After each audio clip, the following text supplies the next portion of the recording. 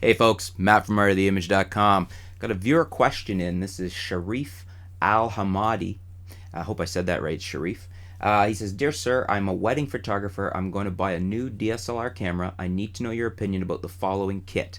The Nikon D750 and Nikon 24-70mm VR. Do you think it will give me excellent results? Actually, that's probably my optimum wedding kit right now. So yeah, I think you're not going to have any problems with that. Throw in another fast prime. I would probably throw in either 50. Actually, for the price, I'd carry both.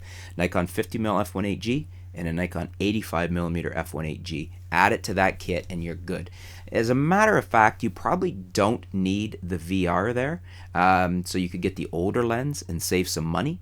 So that's probably the route I would go. D750. The 24-70 f2.8G, not the VR.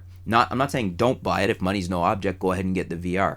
But I would, for my needs and having shot an awful lot of weddings, I don't really need VR in a standard zoom. And for that added price tag, I was quite happy with the original 24-70 f2.8 from Nikon. So that's the route I would go. The 50mm, I would add it, and the 85mm. Just wanted to point out I am wearing my new Mizzen and Main Edelman Cornflower Blue dress shirt, and I'm loving it. These things are super soft. They're moisture wicking. Unique fabric blend, patented, similar to what you would get in a sports shirt, so it's moisture wicking and you don't sweat through it if you're having a hard day's work behind the camera.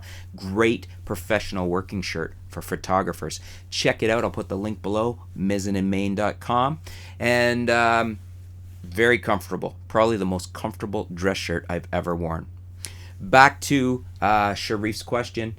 That's my summary there. Sharif, D750, original 24-70 Nikon f2.8G, or if you want the newer one, with the 50mm f1.8G and the 85 f1.8G as primes I would add to my kit.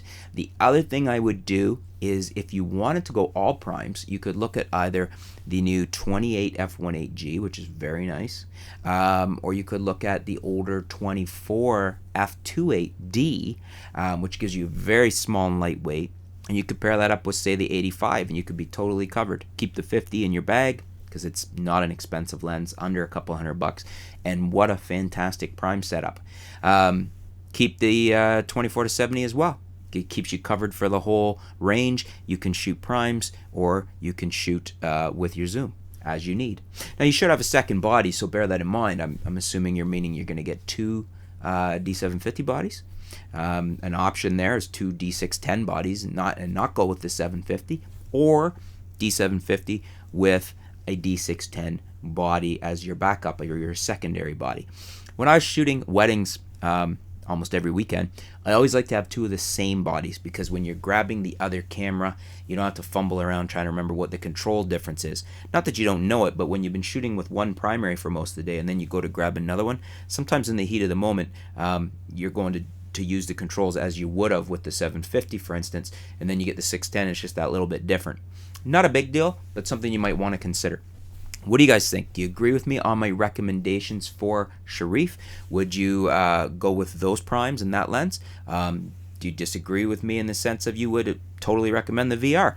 What do you think? Leave your comments below. If you're shooting a similar setup, leave your comments below. Give us some feedback. Thanks for your question, Sharif. Thanks for tuning in, folks. We'll be back soon here at artoftheimage.com.